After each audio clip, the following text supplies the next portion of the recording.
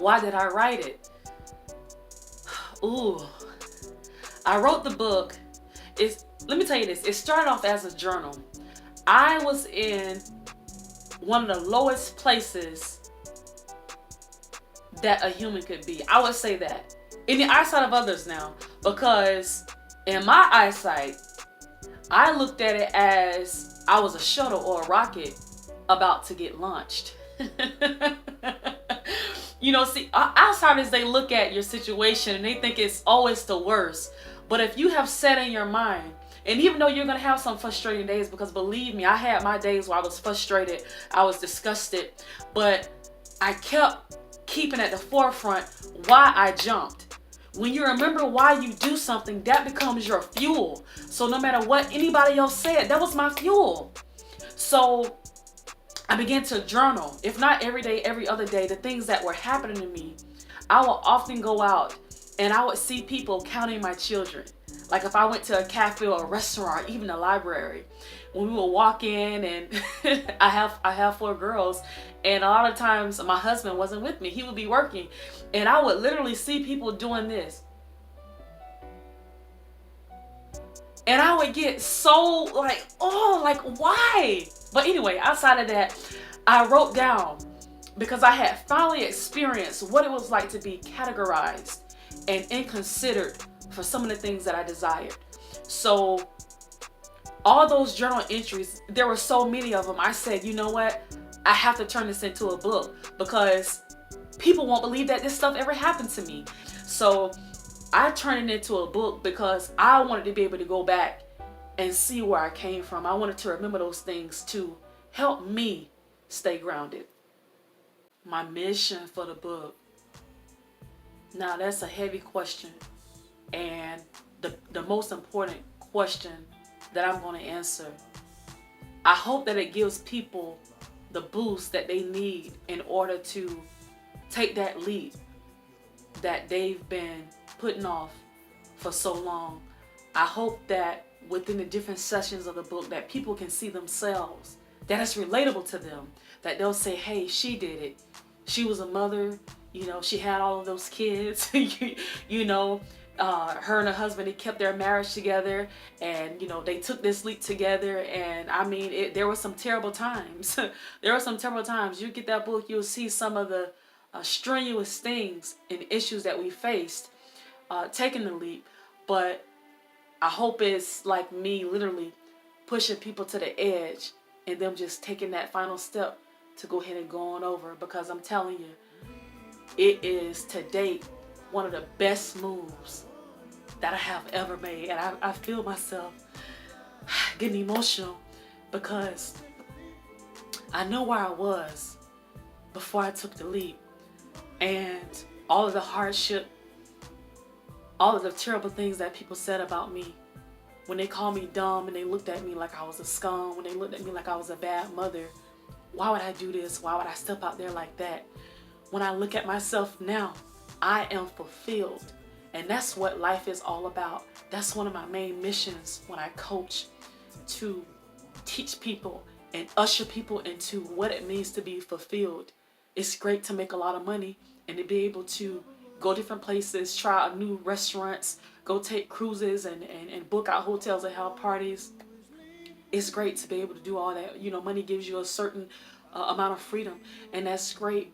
But when you don't have peace of mind, when you don't love yourself, when you have pushed yourself to the back and you have minimized yourself for so long to the point to where you don't know where you are, what's the point in living?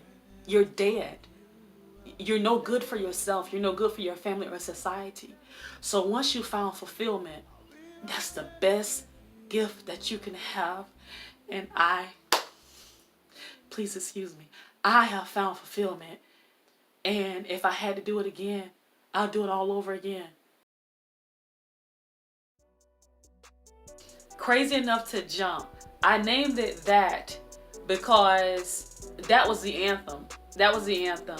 And there were a few people that I consider as close to me that they didn't say too much, but what they said was huge. They didn't really think it was the best idea. They didn't want me to leave, and more than likely it was because of their own personal reasons. It didn't have anything to do with progression. It was all selfish reasons. But I named it that because I thought it was crazy for me to remain the same. I thought it would be crazy for me to remain in a situation that potentially made me miserable.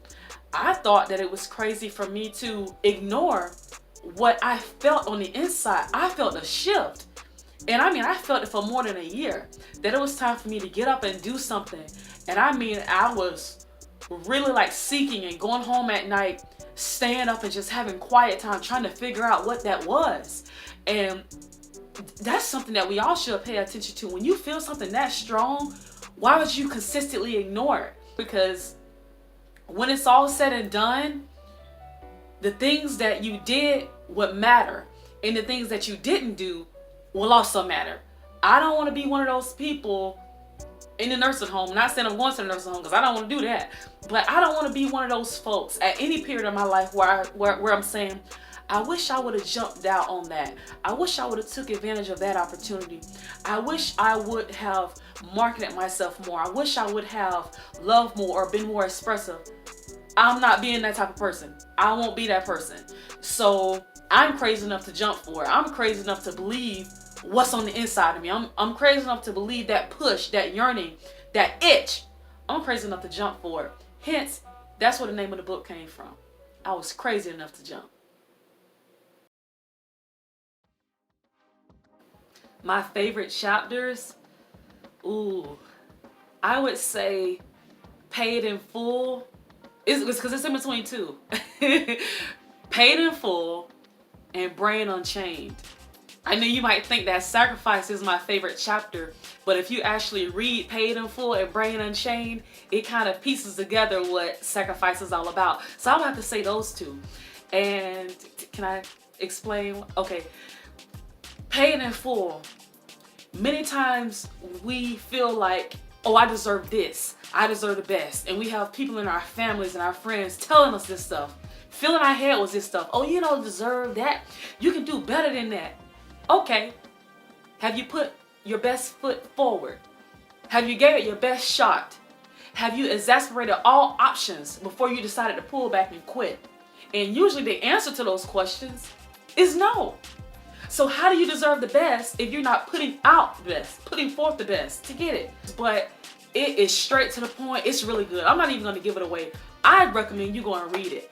Paid in Full will really put some things into perspective, and it will show you if you are a go-getter or if you are a procrastinator, someone who's just going to sit on the couch and you're waiting on the candy to fall from the sky. It's not going to fall from the sky. Go read Paid in Full. And what the other one I said with Brain Unchained, oh my God. And the quote that I started that chapter off with is, I'm going to try to quote it. It's, when the brain is unchained, it is no longer the same.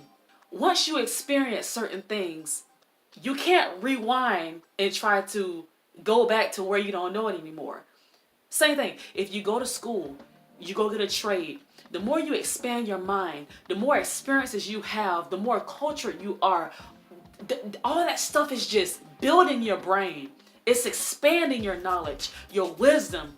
So, oh gosh, Brain Unchained is awesome because it's letting you know that everything that you have gone through, everything that you have walked through is for a purpose. It does not go unnoticed. You can use everything, well, maybe almost everything, that you have endured, whether it's connecting with someone else, whether it's mentoring someone else. You can use all those things to get you to the next level in life, to help you progress. Because what are you doing with your problem besides magnifying it?